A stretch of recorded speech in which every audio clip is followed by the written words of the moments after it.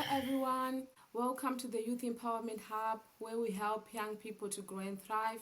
Today, we have Manyozo. Hi, Martin. Welcome to the Youth Hey Empowerment. Joy, I appreciate. Thank you so much for having me. Looking forward to such an engaging conversation. So yeah, thank you so much, Joy. Let's get this done. So it's an honor to have you here. Your journey as a social entrepreneur and public speaker is truly inspiring. You have won major funding for your enterprise through Total Energies and the Ton LMU Foundation, and you have had the incredible opportunity to speak at the US Summit of the Future in the USA. Many young people dream of starting a social enterprise, securing funding, advocating for important causes, and becoming confident public speakers. So today we'd love to hear about your journey, how you built your enterprise, won funding, become an advocate, and mastered public speaking. So let's dive in. So I will start with your background and your journey. Please tell us a bit about yourself and your journey into social entrepreneurship and advocacy. Thank you. Beautiful. Thank you so much for having me, Joy. I'm so excited, as I said, being here. So my journey, as you said, I'm Martin Manyozo. I'm a climate leader in the social entrepreneur from the Omar of Africa, Malawi. So that's where I am from. I'm the founder for the Green Cities Project, which is a social enterprise organization that really focuses on climate action, waste management, and environmental sustainability. Specifically, we are into climate justice and climate mobility as well, and inclusion. And that's my work that I'm doing. Besides that, I'm also the president for the Young African Leaders Initiative, YALI. Most people have heard of that. So YALI, the Southern Region 1 in my country, and the Malawi chapter as well. I work with young people, as you have said, and as Joy has said. Just last year, I was selected by the UN Youth Office to be one of 10 youths, of which Joy was also part of that, to be part of the Summit of the Future in New York and represent young people. So you've asked me what has been my journey and how did my journey really start when it comes to social entrepreneurship. So it started way back. When I was young, I still had a passion of doing more for my community and specifically for my country. So to give you a context, I come from Malawi, as I've said. And in Malawi, it's a tiny country, but we've got a lot of problems, a lot of problems. So me growing up as a young kid in Malawi, I felt like, no, I can do more to this country, just like that quote which John F. Kennedy once said, ask not what your country can do for you, but what you can do for your country. And that's what was ringing in my mind as a young person. I'm like, we have a lot of problems in here. What can I do? So back then when I was going to my university, I developed a mentality of saying every single problem can be turned into a business. And every business can be turned into an opportunity. That was my mentality. So I was like, yes, we've got a lot of problems in Malawi, but technically or ironically, that means we've got a lot of opportunities that we can tap into. So that was my passion. So here's how my story went. Before I graduated my undergraduate studying business administration, but before I went for that, I was selected for an engineering program. So I was really studying an engineering program at one of the universities here in Malawi. That's how I was selected. But when I was there in second year, that's when I discovered that no, Martin, this is not your field. You're so good at sciences, you're doing good in class, but it's not about the paper, it's not about grades. It's about your passion, it's about your element. People always say about this quote, like, some people are like fish, trying to climb trees like monkeys, and some people are like monkeys trying to swim like fish. Like, it doesn't correlate. So I reached to that moment and I was like, let me pause with my life. If I want to do more for my life and for my country, I should understand who I am. What is my passion? What is my purpose on this earth? And what can I offer to the world? These questions, I remember I was listening to Dr. Mao's back then, his sermons and his teachings and business concepts and all these, helped me and ignited something else in me to say, no, I think this is not my element. I'm dying in here. I'm like a fish trying to force myself to climb a tree. I need to figure out what is my passion. That is the time, that was back in 2017. That's when I discovered my passion in social entrepreneurship, my passion in speaking, and my passion in working with people. That's when I was like, no, I don't see myself 10 years from now being in a lab handling minerals or, doing materials processing engineering. In as far as engineering is good, handling minerals and materials is fine and it's amazing, but I don't think that's my element. It's not correlating with my gifts or my talents. But my talents is into social entrepreneurship, and that's where. So my journey started there. So I took a risk then When I was in second year at that university, I voluntarily withdraw. So I had to write to the administration to say, you know what?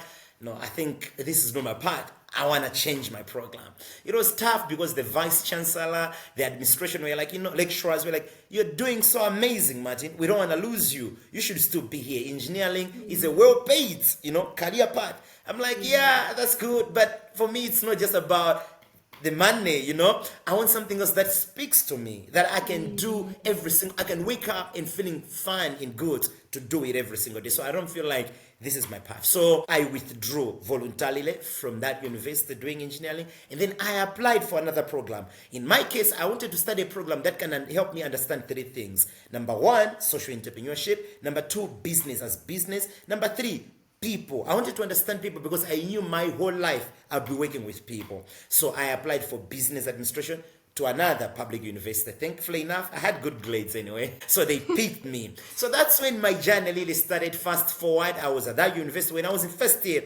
That's when I started my first social enterprise. Back then it was called Creative Minds Organization. We were dealing and working with young people in SMEs, small and medium enterprises, on entrepreneurship, financial literacy, and mindset change. Fast forward when I was graduating. By the way, I graduated with a distinction. So when I was graduating 4 years after my degree, that's when I started this Green Cities project, which I believe we'll talk more about that. So in a nutshell, that's how my journey has been started. I'll talk about how it has been, but that's how it started. Awesome. Oh, awesome. Thank you so much for sharing your journey. It's quite inspiring, and I've learned a lot of things from you, that you need to know yourself and what you're passionate about, not follow the crowd. That's really good. So let's move to the second question. So what inspired you to start your social enterprise, and what challenges did you face in the early days?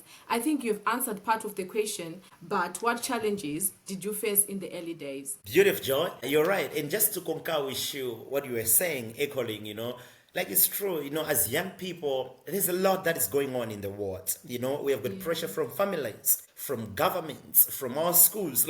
But as a young person, you need to sit down and ask yourself these tough questions. Who am I?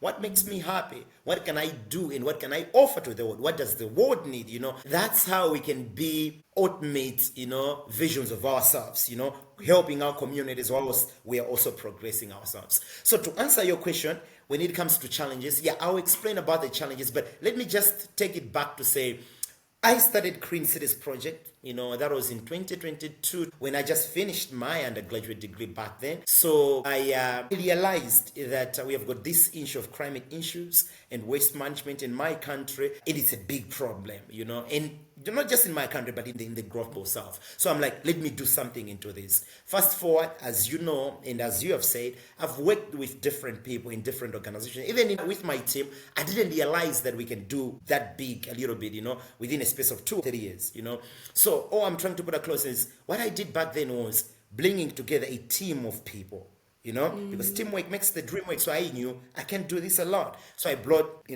a good team together. Fast forward, we've been able to work with the United Nations Foundation, the World Federation of the United Nations Association, definitely personally, the UN Youth Office, back here in Malawi, we've worked with government, the European Union, like other big organizations, small grants we have won. We have impacted a lot of young people, thousands of young people. We have established different partnerships, and we have been known even in our country, and we have done a lot of impact in our space, you see. But all that does not go without challenges. So challenges have been there. So to answer your question, number one, the first challenge, as everyone knows out there for me, before I talk about the money challenges, the first challenge for me was the transition, So as I told you, the field that I'm in currently is climate and waste management, which is environment. I didn't study environment, I studied business administration, you see. And in as far as I had passion of social entrepreneurship, but the goal at the end of the day, it's not just about doing everything. I need to narrow myself down to say, okay, in this field of social entrepreneurship, which area am I focusing on? For me now is the climate justice, inclusion, climate mobility, and waste management or recycling, you see. But I didn't study that, So the transition of saying I'm going from, just business to this environment It's scary, you know what I'm talking about, because I'm not an expert there, you see. So I think that was the first challenge. But I realized, as I was saying in my introduction, that for me, I realized that I cannot do everything on my own. So what I did was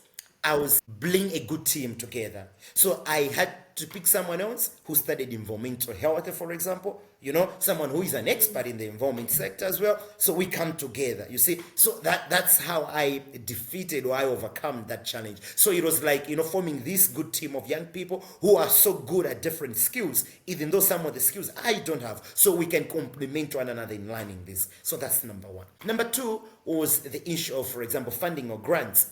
Just like many African countries, in Malawi, it's not easy to get funding, to get grants, or just to get sponsorship, or just to get support. You know, sometimes what young people really need is not money. We just need support. You know, you can just support us, you know, technical support. That's what we need. In my country, there's a lot of below, you know, to get something else, it's not easy. You know, there's a lot of corruption, you know, just like many African countries as well. So it's not easy. It's hard, you know. And these are some challenges which makes a lot of young people just to give up. Say, ah, man, I'm not going to do this, you know. But I felt like I knew I'm born for this. I knew I wanted this from way, I don't know, from the big. That's why I had to quit engineering to do and to go into this field. So I felt like I had nothing to lose. I was like, in as far as it may be tough to get funds or support, I'll still go there. I'll make the noise that I need to do. So what I did to overcome that challenge for me was, number one, make noise. Noise is very important because people find people they know. So if people don't know who Martin is and what Martin does, no one will support me, you know. So I can have $1 billion idea, but if I'm just keeping it in my mind, you know, in my room, it doesn't make sense. I may have a very genius idea to change the energy sector in Malawi, but if I don't go out there, put it out there, make noise about it, nothing will change. So number one for me, I made noise. So how did I make the noise? I use social media to show people what I'm doing. That, okay, cool, we are recycling plastic waste into chairs and tables, into furniture. We are recycling plastic waste into art, you know, all these things we are doing. Not only that, we are into crime action. How are we doing it? You know, like, we are into crime smart because you're like, putting yourself out there, you see, exposing my gift or exposing whatever I'm offering. So that helped me, number one, because now people started coming and saying, young people, young person, I think you're doing something important. Can we work with you in this? So because I made noise. Number three for me was online, you know, because now we are in Malawi and Africa, we know we are scrambling for those little opportunities. But out there, besides Malawi, there are other countries abroad, for example, there are also opportunities, you see. And I may not necessarily go to America or UK or other countries, developed countries, but we have got internet, you know, we have got LinkedIn, you know, we have got social media. So I used that. So I spotted different mentorship and acceleration programs that are offered outside. For example, the number one thing which I used for me was Aspire Leaders Institute. You know, now it's famous. Now in our time it wasn't famous, but now everyone is going for it, which is an amazing thing. You see, so that's what I did. So it's from Harvard University. It's Aspire Institute. It's very nice. So that's what I did. So I shared with them my idea. They loved it. These are the people who gave me my initial funding, not even from Malawi, but abroad. And you see, that's the reason of trying to search for opportunities beyond your comfort zone. Because if I was like, you know, I'll focus on Malawi, I wouldn't been here, you know. So it was that funding a little bit that helped me to kickstart my Green Cities project, my social enterprise moving forward. So let me stop there, but basically it was just like that. So after Aspire Institute from Harvard University, I tapped into World Federation of the United Nations. So they picked us and they were like, you're doing an amazing work in Malawi, let's go to Norway. So we're in Norway, we had to meet, I don't know, over 100 young people from 36 countries. So we were there for some time and then it was amazing, you know. So that really created my trajectory when I was studying, and that was my first 6 months studying Green Cities project, and it was amazing. So basically those are some of the challenges, and that's how I conquered them. Let me stop there, Joy. Awesome. Thank you so much for sharing this, because I truly believe that visibility is important. It's important to make noise, because if you don't make noise, nobody will ever know about you. I believe like a lot of young people are doing great things out there, but they're not making a lot of noise. And when you don't make noise, nobody will know about you and nobody will support you. So thank you so much for bringing that point out. And I also think you mentioned about mentorship, which is a good thing. If you get mentors you know how to improve yourself, you know how to work on yourself, even on your projects as well. It makes like life easier because you're getting expertise, knowledge from people who have done it before, which is very important. So let's move to our second question. To our third question, I mean. So we are moving to winning funding and entrepreneurship success. So, like you said before, you have secured funding from major organizations like the Total Energies and the Ton LMU Foundation. Can you share your experience with the application process and what made your pitch stand out? Beautiful question. And as I'm answering that question now, let me give our listeners and whosoever will be listening this a context of what my work is all about, because they may be like, okay, you're talking about this, but what you haven't dwelled much into, okay, what exactly are you doing? As Joy said, currently I'm running the Green Cities Project. So this is a social enterprise organization. So for some people who may not understand what social entrepreneurship is all about, let me define that for you. So when we talk about social enterprise, you already know we have got different organizations. We have got private companies just there to make profits. Of course, they've got an element of social corporate responsibility. They want to try communities, but at the end of the day, their goal is to make profits for their shareholders. So that's not who we are. But that's okay. Now, number two, there is non-profit organization. These are not there to make any profit. They're not there to make money. They're just non-profit.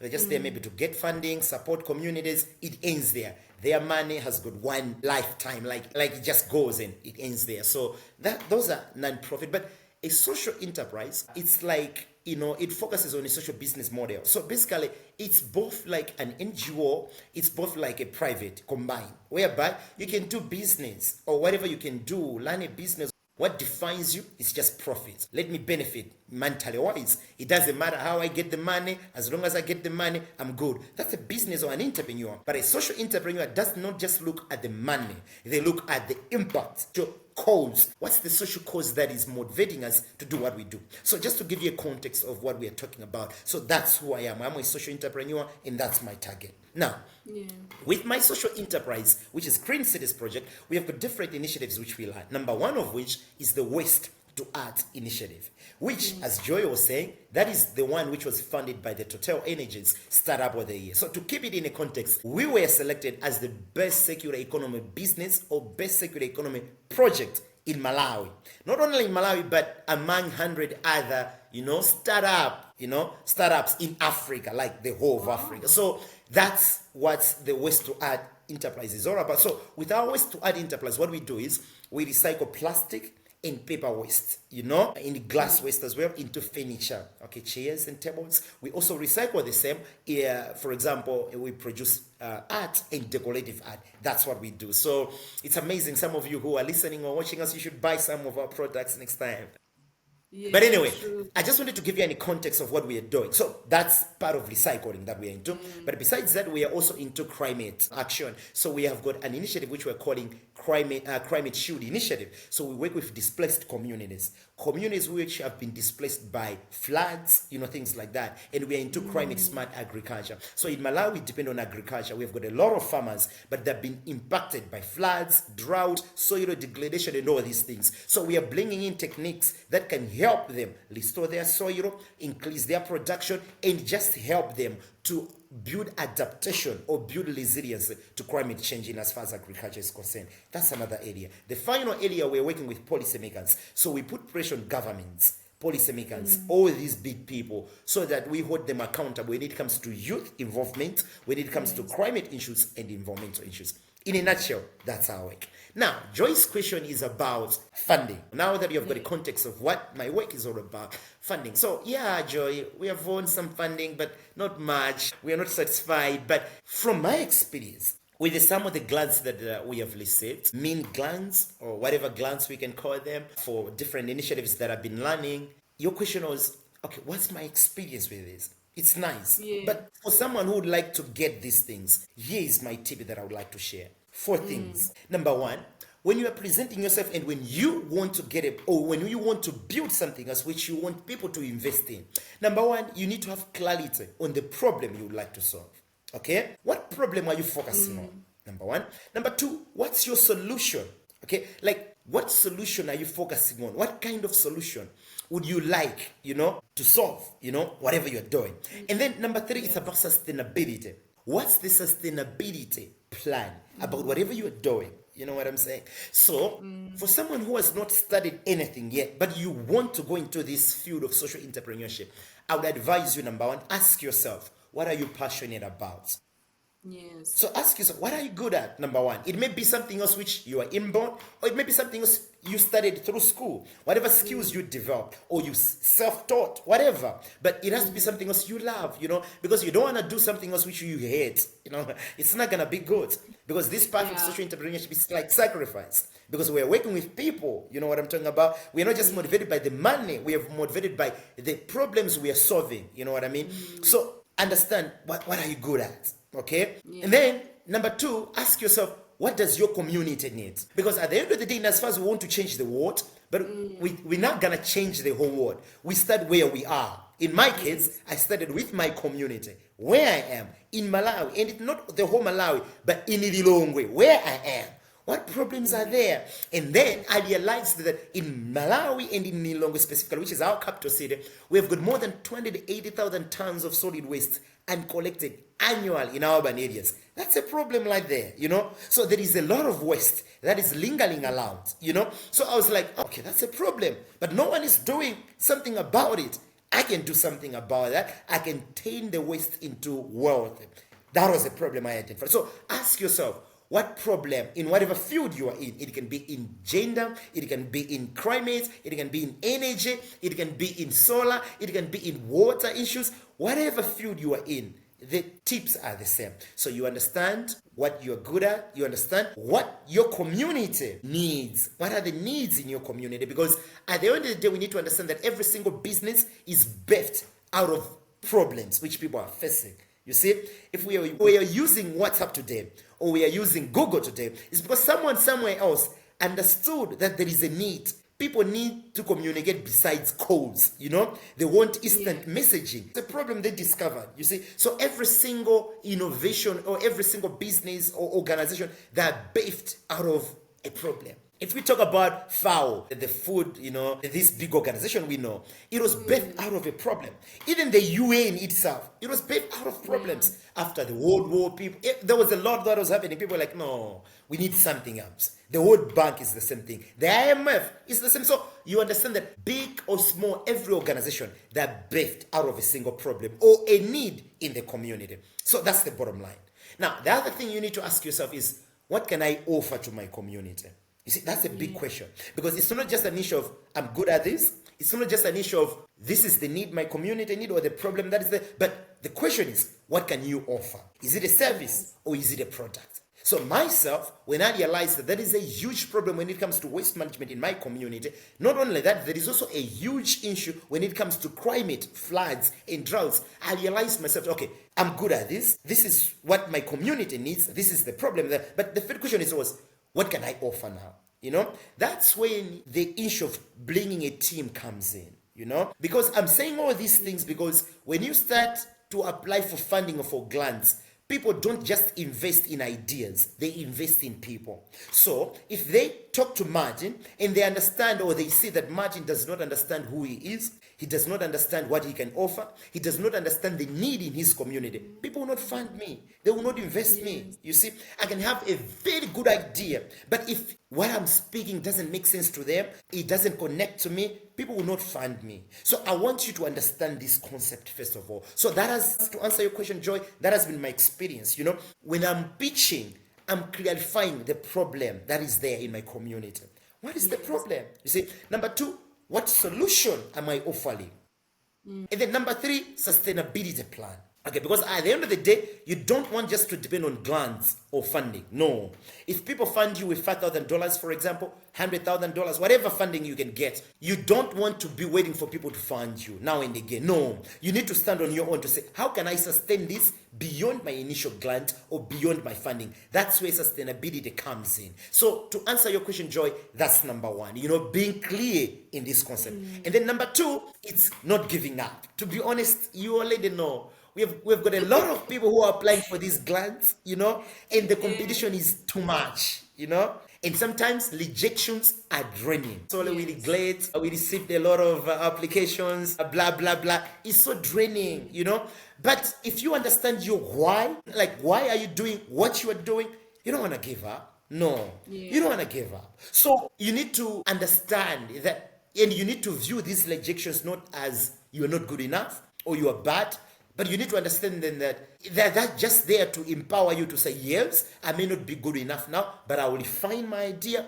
I will refine whatever I'm doing, and I'm going to apply again. I'll give you an example for me with the Tony Elomelo Foundation, which I won. I think that was back in 2022. It's not easy, to get such a funding, for Yeah. example, or a grant, a small grant, if we can say as well. Some people apply now and again, they apply 2 times, 3 times, and don't get it. So you just don't I need to applied give as up. well You last see, year and I couldn't yeah, get it.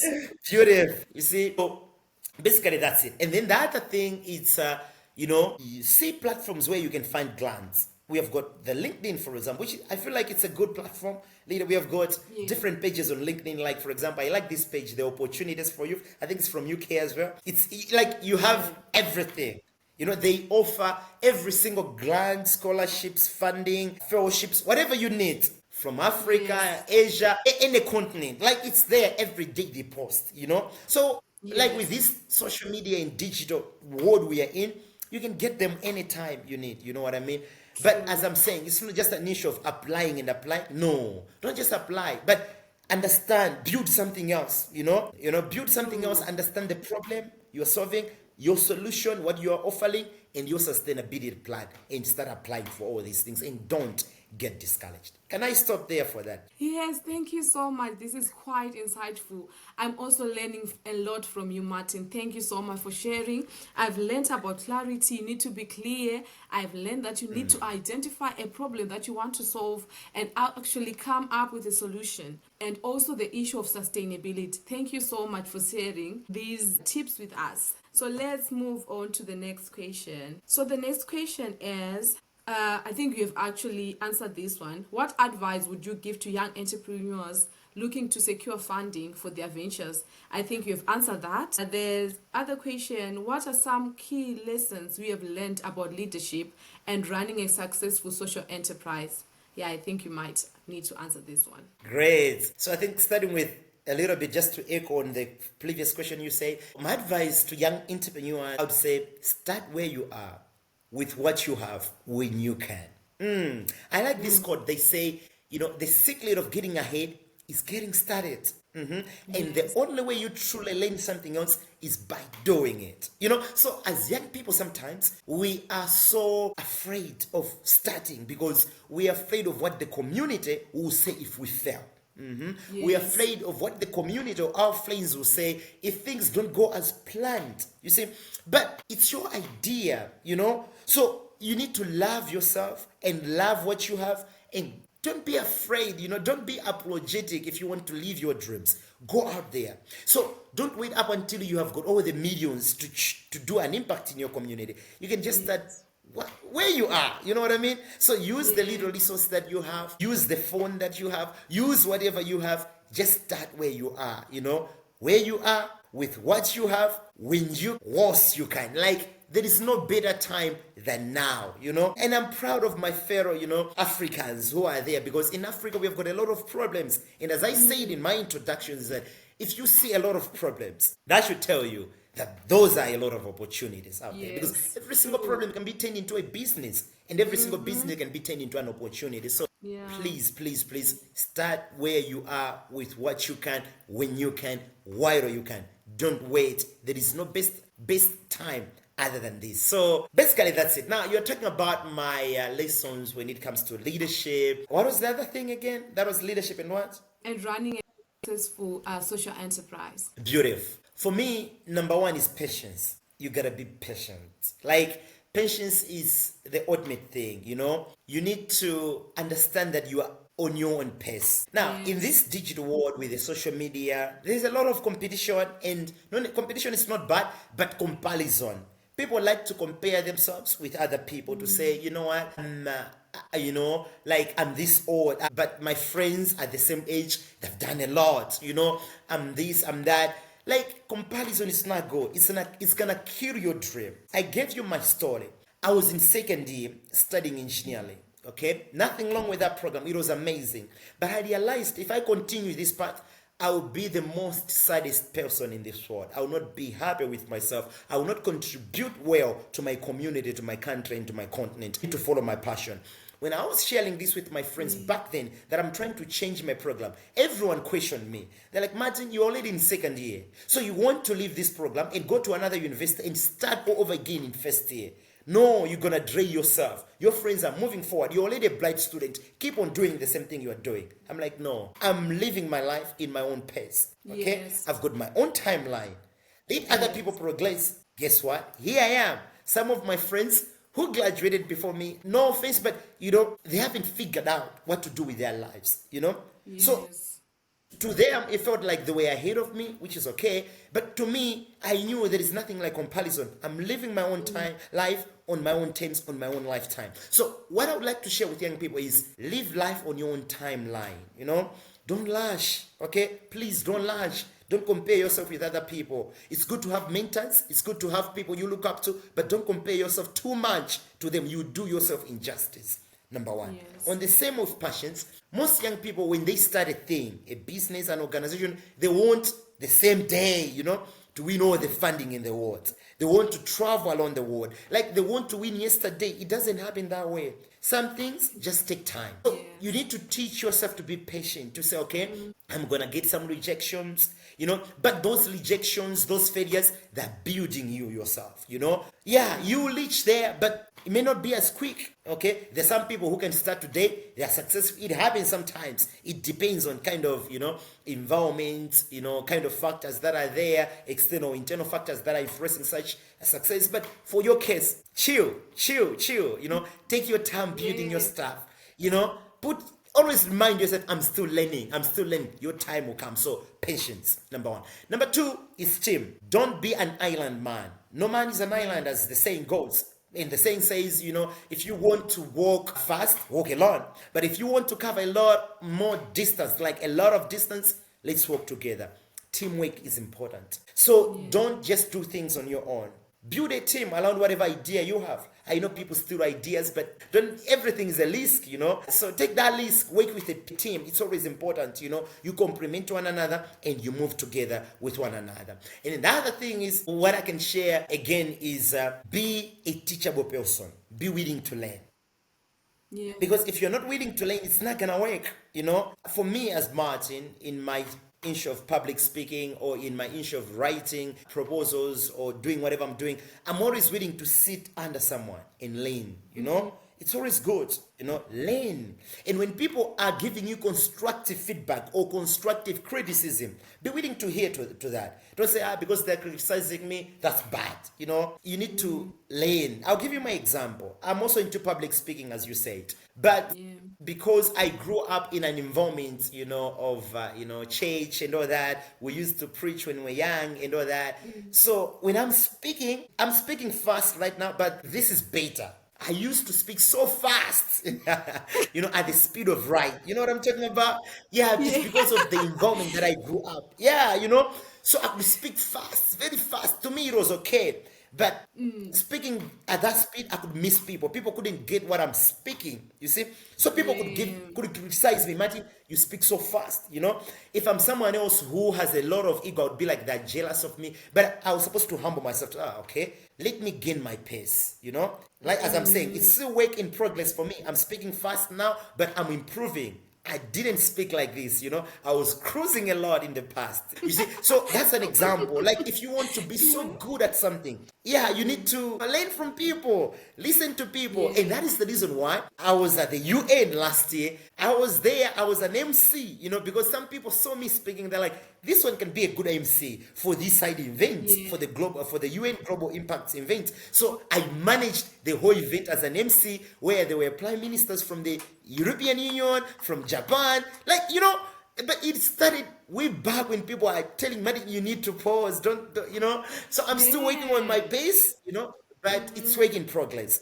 I was there speaking to member states, besides the Deputy Secretary General of the United Nations. That tells you that I was willing enough to learn.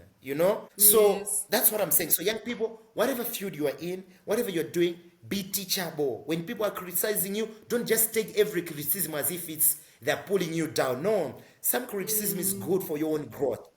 So you're gonna learn from that, and you're gonna be built through that. Can I stop there, Joy? Yeah. Thank you so much. Thank you so much, Martin. Martin, I'm so inspired. I'm so inspired by your journey. I'm inspired by everything that you've been saying. Like you mentioned that as young people, you're not supposed to give up. Giving up is not an option. It actually reminds me of Dr. Vika Tivu. She's Zimbabwean. She wrote in a book because she was so afraid to fail. But she told herself, what if I fail, right? But she also reminded herself, what if I fly, V? What if I fly? So sometimes there are always two possibilities. It's either you're going to fail Definitely. or going to fly. So don't just say, oh, I might fail. It's actually good to believe that you can also fly. Thank you so much. It's been so inspiring. Wow, wow, wow, wow, wow, wow. Thank you so much, Martin. This was quite inspiring. I've learned a lot of things from you. I've learned a lot. And thank you so much for coming to participate in this interview. It was really good to have you here. It was an honor to interview you. Thank you so much. Have a good day. Thank you. Hello.